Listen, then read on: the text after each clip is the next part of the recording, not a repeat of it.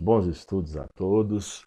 Eu vou falar agora das limitações do poder de tributar do Estado, um tema de extrema relevância na esfera do direito tributário, responsável aí na ordem de 20% das questões de qualquer concurso público, seja de que natureza for, para o que o entendimento do Supremo já declarou que são direitos fundamentais do contribuinte, ou seja, que não seja onerado com a extrapolação desses limites por parte da administração, e essas limitações podem ser explícitas ou implícitas, quais sejam as explícitas, aquelas que estão previstas no corpo da Constituição Federal, sejam os princípios constitucionais tributários e as imunidades tributárias, e as implícitas, aquelas não previstas no corpo constitucional, como exemplo aí o caso do bis in idem, que ocorre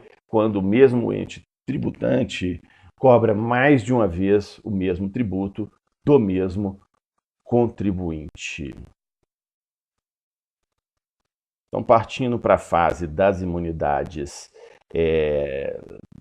em espécie, então nós temos as genéricas e as específicas. Começando pelas genéricas, nós temos aqui a imunidade recíproca, que ocorre e estabelece que entre os entes federados não pode existir tributação, ou seja, eles não podem entre si cobrar impostos uns dos outros.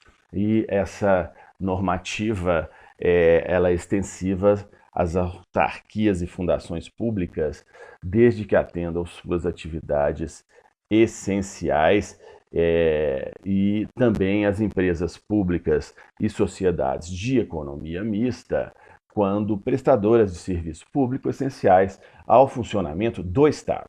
Todavia, se explorarem as empresas públicas e sociedades de economia mista atividade econômica, não terão direito à imunidade recíproca, que é o caso da Caixa Econômica Federal e o Banco do Brasil. Também as empresas públicas sobre regime de monopólio, tais como o Correio, ou a empresa brasileira de Correios e Telégrafos, e a Infraero, possuem imunidade recíproca. Aliás, em 2018, até passou no Conselho Administrativo de Recursos Fiscais, no CARF, que os Correios têm a imunidade tributária plena. Essas imunidades, elas têm por objetivo cumprir os objetivos da República, garantir, como dito, os direitos fundamentais e alcançam apenas os impostos. Então, nesse rumo, vem versando o artigo 150 da nossa Constituição, que fala que, sem prejuízo de outras garantias asseguradas ao contribuinte, é vedada à União, aos estados, ao Distrito Federal e aos municípios exigir ou aumentar tributo sem lei que o estabeleça. Vedada também a imunidade heterônoma. O que significa? Instituir tratamento desigual entre contribuintes que se encontram em situação equivalente. Vou ressaltar esse aspecto, porque pode haver tratamento desigual em contribuintes que se encontram em situações divergentes. Proibida, nesse rumo, qualquer distinção em razão de ocupação profissional ou função por eles, quais sejam os contribuintes, exercida, independentemente da denominação jurídica dos rendimentos de seus direitos. As proibições estão calçadas em princípios. Vão ser falados um a um com os gráficos todos mais adiante, mas aqui apenas para enunciar, são eles os princípios da irretroatividade, que ocorrem em relação a fatos gerados ocorridos antes do início da vigência da lei que os houver instituído ou aumentado. Tem algumas exceções que nós vamos falar, mas a regra é essa. O da anterioridade, que proíbe a cobrança dos tributos no mesmo exercício financeiro em que haja sido publicada a lei que os instituiu ou aumentou. Nós vamos ver, inclusive, cada classe de impostos que estão envolvidos em cada tipo de enquadramento em relação aos princípios. Tem o princípio da noventena, ou seja, que tem que esperar 90 dias para entrar em vigor e poder cobrar por parte da administração. Princípio da vedação ao confisco, também proibido constitucionalmente, e também estabelecer limitações ao tráfico de pessoas ou bens, salvo pedágio que é permitido. Então também nesse rumo é proibido instituir impostos sobre, já foi falado aí, a imunidade recíproca, não é? Patrimônio, renda ou serviço uns dos outros entes federativos, com a ressalva que, segundo o Supremo, podem ser cobradas contribuições previdenciárias entre os entes federativos. Tem a imunidade religiosa, que abarca que templos de qualquer culto estão imunes, sendo que templos satânicos não têm isenção por violar preceitos constitucionais. A maçonaria tem que pagar impostos, que não é enquadrada, segundo o entendimento do Supremo, como religião, e sim uma reunião de pessoas. E também estende-se essa imunidade à locação de imóveis, cemitérios e estacionamento, desde que os recursos advindos dessas, vamos dizer, prestações de serviço por parte dos templos de qualquer natureza sejam aplicadas na atividade essencial do mesmo. Então, não pode ter lucro.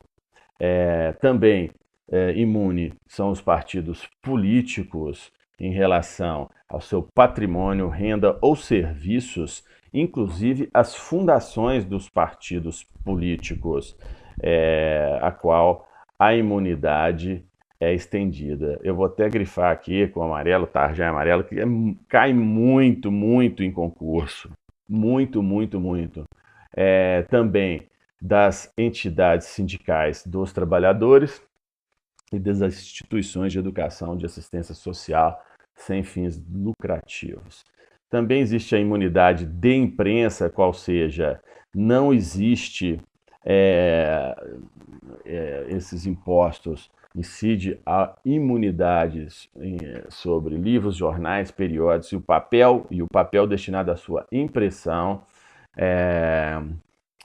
que é chamada de imunidade objetiva cultural, que recai, por que objetiva? Porque recai sobre o objeto, quer dizer, não sobre a pessoa jurídica, não sobre a livraria. Então, essa imunidade abrange livros, jornais, o próprio papel para sua impressão, e o Supremo já estendeu essa imunidade à lista telefônica, inclusive a álbum de figurinhas de crianças, mídia digital, inclusive suporte físico desse material.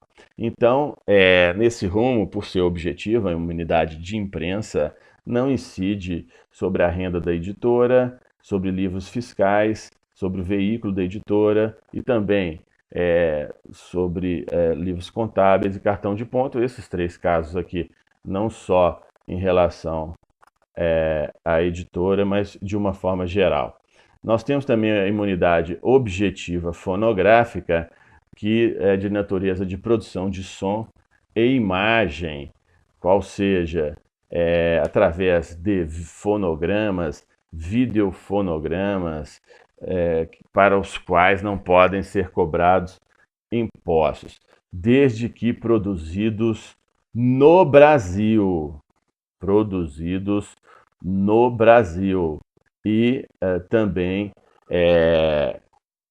de autores brasileiros. Aí eu faço uma homenagem aqui ao Ari Barroso, fantástico artista, autor de Aquarela do Brasil, que muitos defendem que deveria ser o hino brasileiro, um grande brasileiro, ou de autoria ou interpretado por brasileiros. Então, estrangeiros não entram. Inclui arquivos digitais, a imunidade objetiva fonográfica e suportes materiais que as contenham. Entretanto, não contemplam a etapa de replicação de mídias. Então, porque aí já tem o viés comercial.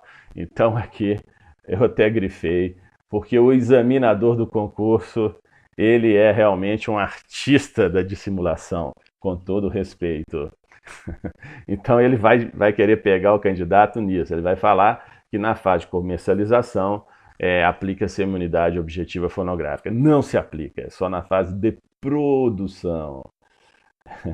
Vamos em frente aqui, agora arrancando aqui para a parte mais importante dessa apresentação, que são realmente, antes passando aqui pelas unidades específicas, que são aí de natureza dos impostos ITR, contribuições sociais, ICMS, IPI, ITBI na esfera aí dos municípios, vão ser passados caso a caso no detalhe, sendo que a lei que trouxer os requisitos da imunidade deve ser complementar. Então essa é uma regra, as normas gerais na esfera do direito tributário, elas são deliberadas e regulamentadas por lei complementar. Então não foge à regra a esfera das imunidades, tendo em vista que há uma restrição e limitação constitucional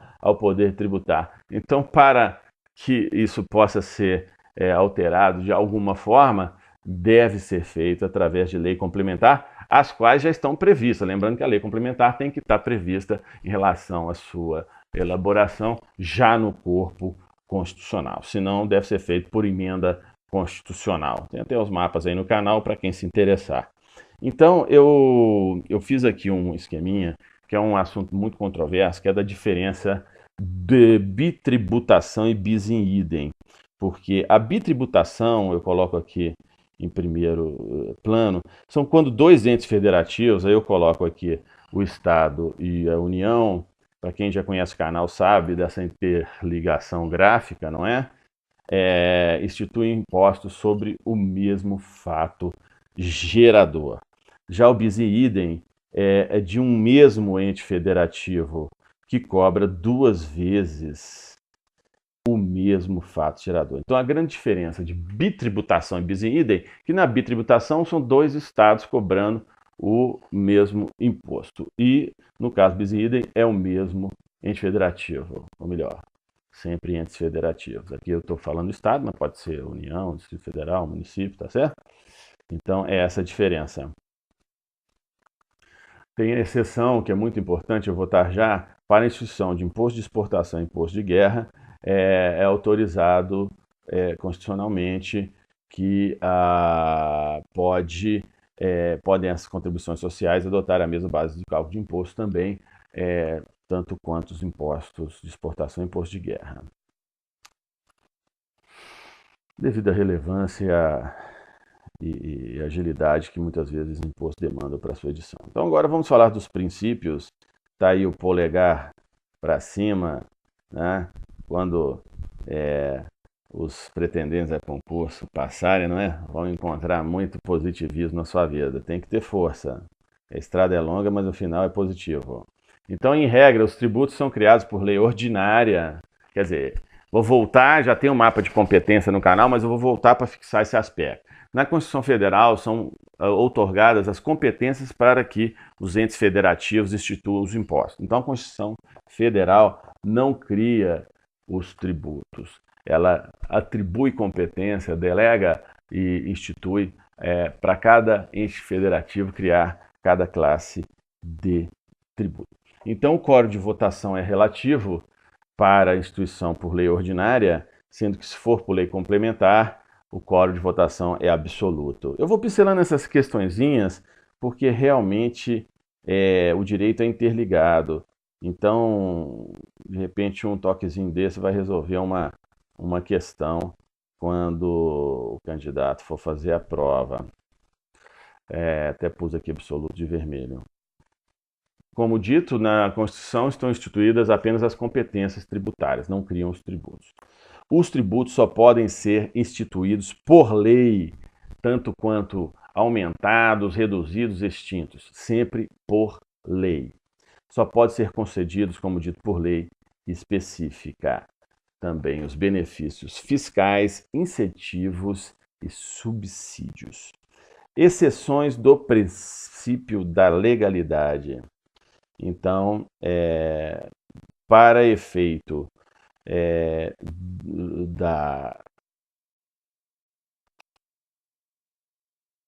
de obedecer o princípio justamente da noventena, podem inclusive ser instituídos por medida provisória, porque a medida provisória ela não tem um caráter de lei, porque ela pode não virar lei. Mas para esses impostos que vão ser elencados adiante, pela urgência e por não respeitarem nem o princípio da noventena, nem o princípio da anterioridade, eles podem de imediato ser instituídos por medida provisória, a critério do presidente da República, porque justamente são e têm como objetivo estimular comportamentos sociais, defender a indústria nacional, regular mercado, não é? Então, são chamados de impostos extrafiscais. Então, eu coloquei o jornal Extra, porque tem a parafiscalidade também, nós vamos falar mais adiante, mas vamos fixar aqui nos impostos extrafiscais. Então, a tributação extrafiscal, entrando um pouquinho para a doutrina, é o conceito que decorre de tributação fiscal, levando-se aqui, entendamos, extrafiscalidade como atividade financeira que o Estado desenvolve sem o fim princípio de obter recursos para seu erário, ou seja, tributa para regular uma situação que precisa ser regulada, estimular a exportação, enfim, ordenar a economia, relações sociais, sendo, portanto, conceito que abarca em sua amplitude extensa gama de opções e que tem reflexos não somente econômicos e sociais, mas também políticos. Está aí a fonte do Dr. Falcão. Então, por decreto, o presidente pode alterar as alíquotas de impostos também, ou portaria do Ministério da Fazenda. Então, o presidente pode mudar por decreto os seguintes: os impostos de importação, exportação, aí está aí um navio representando o porto. Outra exceção princípio da legalidade. Na verdade, o decreto ele é um ato normativo, mas ele tem força de lei. Já a medida provisória não. Então também é prerrogativa do presidente da República deliberar através de decreto ou então através de portaria do Ministério da Fazenda as alíquotas dos impostos de importação e exportação, do IPI. Eu coloco sempre o jornal junto para mostrar que são extrafiscais. Produtos industrializados, está aí a indústria, IOF, operações financeiras, alíquotas da contribuição dos combustíveis e o STF deliberou que a definição da alíquota de ICMS sobre combustíveis pode ser feita mediante edição de convênio. Então, voltando nesse rol de exceção ao princípio da legalidade, estão os impostos extrafiscais, que podem ser instituídos por medida provisória, quais sejam imposto de importação, exportação, IPI, IOF, também sobre combustíveis. Fechando aí o princípio da legalidade. Vamos para o próximo princípio, que são os princípios da anterioridade e noventena. Cai aos rodos em concursos. Resumindo, para cobrança imediata, que não respeita nem a noventena, nem o princípio da anterioridade. Na verdade, noventena, para falar do conceito antes de entrar no detalhe, no passo a passo, noventena significa esperar 90 dias para o imposto poder ser cobrado.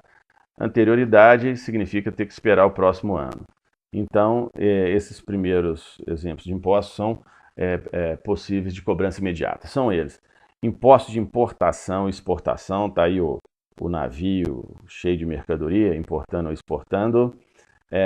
Operações financeiras também, IOF, que muitas vezes o Estado precisa intervir imediatamente, por uma questão também de segurança nacional. Impostos de guerra, claro, não podem esperar, está aí o tanque representando a guerra. Também no caso de calamidade pública, está aí um furacão que gera uma calamidade pública em potencial, e também empréstimo compulsório, porque também é de natureza emergencial.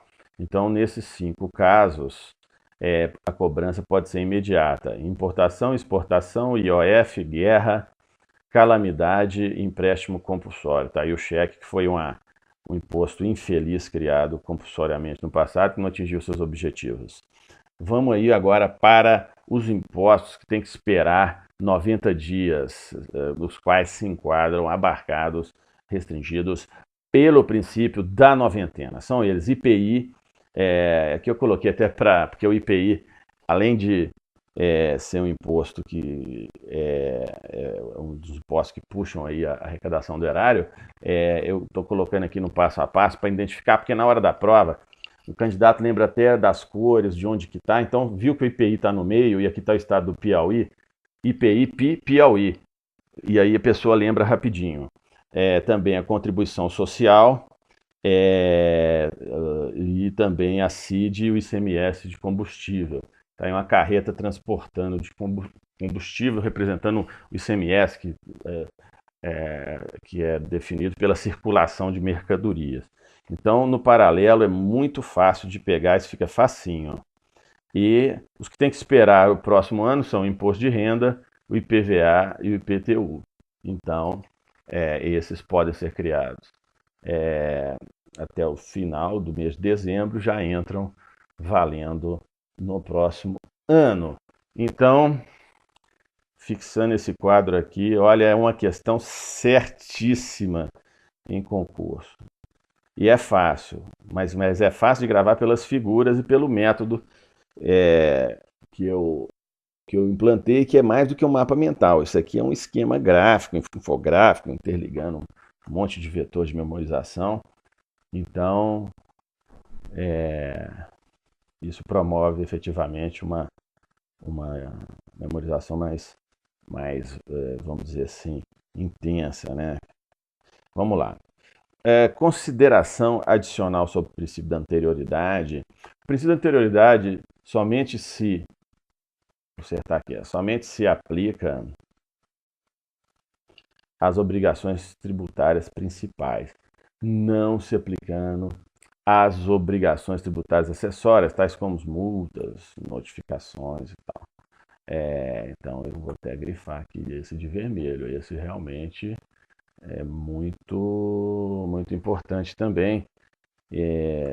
Até o Supremo já deliberou, através da súmula vinculante 50, que a norma legal que altera o prazo de recolhimento de obrigação tributária não se sujeita ao princípio da anterioridade, ou seja, vai deliberar só sobre o prazo do recolhimento, não sobre o cálculo. O próximo princípio é o princípio da progressividade, ou seja, quem ganha mais, paga mais. Tem muito a ver com a proporcionalidade, o princípio da progressividade, tal seja, existe um aumento da base de cálculo proporcionalmente, tá certo? Que é a progressividade fiscal, e a parafiscal, que aumenta não só com o viés da arrecadação, mas também visando desestimular certos comportamentos do contribuinte, a parafiscal.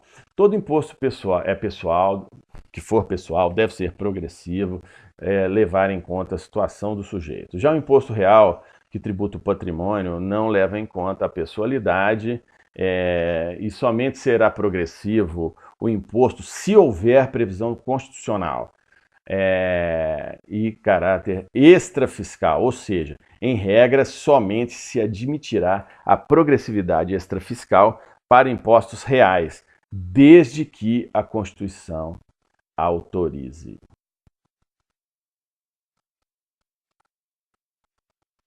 Princípio da irretroatividade. Esse princípio tem algumas nuances de exceção bastante importantes também, as quais eu vou versar aí, vedando voltar. Irretroatividade. A lei não pode ser aplicada a fatos anteriores à sua vigência. O ordenamento constitucional só proíbe a retroação de lei que agrave sua situação, ou seja, a lei mais benéfica tributária pode retroagir, sim, a fatos ocorridos anteriores à sua vigência. Nesse rumo, como dita, a regra é aplicar a lei tributária vigente a época de ocorrência do fato gerador. Então, o fato gerador ocorreu lá 4 anos atrás. Mudou a lei, mas vale para aquele fato concreto, que qual seja a hipótese de ocorrência aconteceu, de incidência do imposto ocorreu naquela data, então vale a lei daquela data. O lançamento sempre se reporta à lei vigente à época do fato gerador. Exceção é a modificação de critérios de arrecadação, pode ser autorizado por lei posteriormente, não é? E também para aumentar os poderes de fiscalização da administração. Na hipótese do lançamento, vai observar a legislação posterior à ocorrência do fato gerador, nesses aspectos especificamente.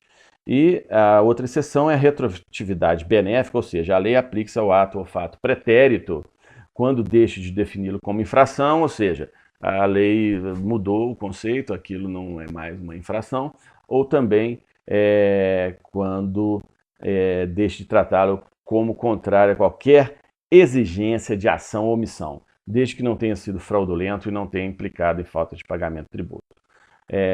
Também, aqui é o caso emblemático, qual seja, quando a lei nova combine penalidade menos gravosa que a prevista da lei vigente. Então, volta e passa a valer para o efeito ainda de pagamentos futuros. Vamos, então, finalizando o princípio da irretroatividade, a vedação ao confisco, qual seja, nenhum tributo pode ser exigido com caráter confiscatório, entende-se confiscatório como expropriação do patrimônio particular, não confundir confisco com seletividade, ou seja, permite alíquotas diferentes com base na essencialidade do bem ou produto, e eu salientei aqui o entendimento do Supremo, no sentido que multas com mais de 100% do valor do débito são consideradas confiscatórias, bem como o pedágio tem natureza tarifária, não tributária. No mesmo caminho, a seletividade pode abarcar que quanto mais essencial, menor a tarifa. Ou seja, de acordo com a Constituição, o IPI deve ser seletivo e podem ser seletivos ICMS, IPVA e IPTU, de acordo com a essencialidade. Foi falado, mas vou reiterar, a vedação de concessão de isenções heterônomas, ou seja, a União não pode conceder isenções para tributos estaduais ou municipais, é a prerrogativa de cada ente federativo deliberar sobre suas questões peculiares, tá certo? E a expressão imunidade não consta na CF, consta vedação, não incidência, isenção, gratuidade, são sinônimos, mas associados, mas imunidade não consta. Por incrível que pareça, caiu uma questão recentemente no concurso, falando que o termo estava expresso e não está. Agora nós vamos falar aqui das imunidades específicas, já dei uma pincelada, mas agora vamos no detalhe. Imunidade ICMS. Para produtos destinados ao exterior, existe a imunidade do ICMS, está aí a mercadoria circulando no navio, indo para o exterior, qual seja ouro, tem imunidade também de ICMS, entre estados, apenas entre entes federados, petróleo, lubrificantes, energia elétrica não extensiva ao consumidor. E está lá no artigo 155, o ICMS é um imposto estadual que incide sobre operações com mercadorias e alguns serviços. Em outras palavras, incide sobre operações de circulação de mercadorias, sobre as prestações de serviço de comunicação na modalidade de radiodifusão sonora, de sons e imagens de recepção livre e gratuita. Ou seja, é mais um caso de imunidade. Seria aquela imunidade aí em relação às prestações de serviço de comunicação. Então está aí, isenção de ICMS para produtos destinados ao exterior, ao ouro, no caso esteja sendo ativo financeiro ou cambial na relação jurídica, entre estados de petróleos, lubrificantes, derivados de petróleo e energia elétrica, as prestações de serviço de comunicação. Agora, em seguida, tem as imunidades específicas de contribuições para a Seguridade Social, para o símbolo do INSS, se aplica às entidades beneficentes de assistência social, desde que não distribua qualquer parcela de suas receitas. E apliquem a integralidade a essas instituições beneficentes de assistência social no concernente às suas receitas no Brasil. E também mantenham regularidade no tocante à sua escrituração fiscal. Então, não pagam contribuições para o INSS as entidades beneficentes. Não pagam contribuição social aquelas que prestam serviço social. Vamos lembrar assim.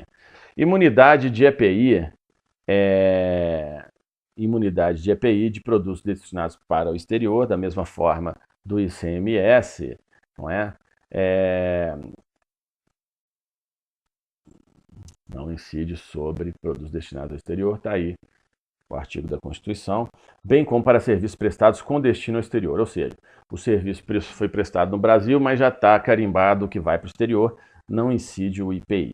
A imunidade específica prevista para as operações de exportações tem o objetivo de estimular as operações com o mercado externo. Essas operações são importantes para o mercado brasileiro e com isso merece o presente estímulo. E essas operações mantêm o crédito acumulado na exportação.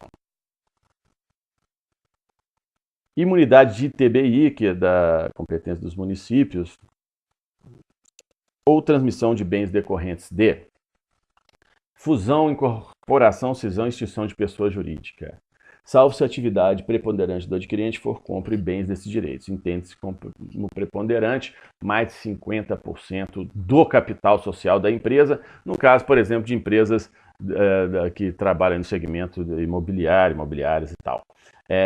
O ITBI é o imposto municipal que incide sobre as operações de transferência onerosa de bens móveis realizadas entre vivos. Bens móveis. Imóveis, desculpa. Caso você vender uma casa, né, um apartamento. E essa observação resume bem que nos termos do artigo constitucional, não incidirá ITBI sobre a operação de transferência de imóveis incorporados ao patrimônio de pessoa jurídica em realização de capital, nem sobre a transmissão de bens ou direitos decorrentes de fusão, incorporação, cisão ou extinção de pessoa jurídica. Muito importante aí na área civil, não é? Muito. Imunidades de taxas no exercício do direito de petição, emissão de registro civil e óbito, em razão de custos e emolumentos possuem natureza jurídica de taxa, da mesma forma, na impetração dos habeas, tanto o corpus quanto o data não tem cobrança. Ações que versam sobre direito de cidadania, visto que as custas processuais têm natureza jurídica de taxa nessas hipóteses. Imunidade de ITR, está aí o artigo constitucional, é um imposto federal que incide sobre a propriedade rural, então não haverá incidência de ITR sobre algumas propriedades rurais, não todas, quais seja apenas restrito às pequenas glebas rurais definidas em lei e não pode ter mais de uma propriedade também. Esse cidadão, se tiver mais de uma, não se aplica a imunidade de ITR a pequenas propriedades rurais. Indo aqui para a reta final, um apontamento sobre o imposto de guerra e o imposto de exportação. Pode adotar o mesmo fato gerador e a base de cálculo de impostos já previstos na Constituição, autorizando a União a invadir a competência de impostos estaduais e municipais na criação desse imposto. Imposto de exportação, imposto de guerra. Excepcionam a regra. Pode ocorrer convênios entre secretários da Fazenda para efeito de concessão de benefícios econômicos mútuos entre entes federativos, entre estados e municípios, por exemplo, desde que autorizados pela Constituição Federal e pela lei. Isenção de vezes imunidades tributárias, então tem uma pequena distinção que eu salientei, no seguinte sentido: a imunidade é aplicável apenas a impostos, a nenhum tipo de outras espécies tributárias. Então, imunidade não se aplica a taxas, contribuições de melhoria. Por exemplo, tempo religioso tem que pagar taxas.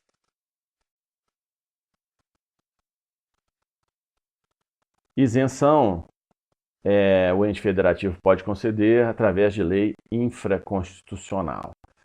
Taxa para obtenção de certidões,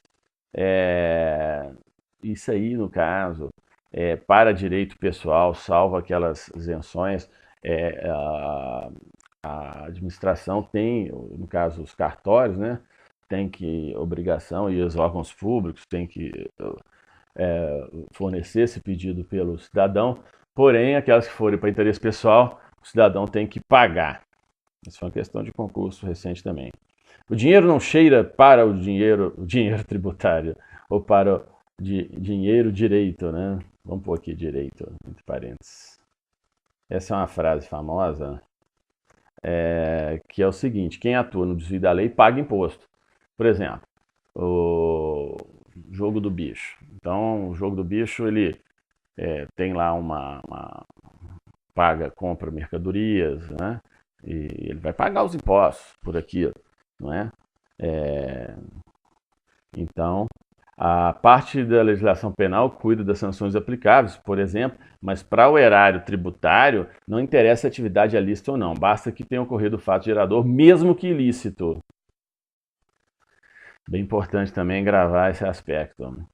E, por fim, tipos de tributos, tem primeiro o conceito de fiscalidade. Entende-se como fiscalidade a situação onde os tributos têm como função principal arrecadar, ou seja, o Estado precisa de recursos para fazer jus às suas despesas e os obtém através dos tributos, ou seja, não tem um endereçamento específico dos impostos. E aí, agora, o paralelo entre parafiscalidade e extrafiscalidade. A parafiscalidade no caso, um tributo é parafiscal quando é direcionado para abastecer os recursos financeiros de entidades com atribuições específicas. Ou seja, quando o dinheiro arrecadado recai para entidades diversas do Estado.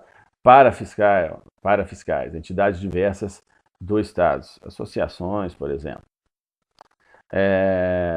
E esta fiscalidade ocorre quando a ação estatal busca, mediante a concessão de benefícios fiscais, induzir determinado comportamento nos indivíduos. No caso lá dos impostos já mencionados, por exemplo, imposto de exportação, importação, que regula o mercado, tá certo? Que já elencados anteriormente aqui no vídeo. Nesse rumo, a extrafiscalidade é o emprego dos meios tributários para fins não fiscais, extrafiscal, não fiscal, mas ordinatórias, disciplina comportamentos de contribuintes, quando a estrutura do tributo visa situações sociais, políticas ou econômicas, objetivos alheios aos meramente arrecadatórios. Está aí, doutor Eduardo Sabag, a fonte dessa incrível definição. Então, findou-se aqui o mapa mental das imunidades tributárias, questão extremamente importante na esfera do direito tributário, e desejo a todos um bom aproveitamento do conteúdo exposto. Um abraço.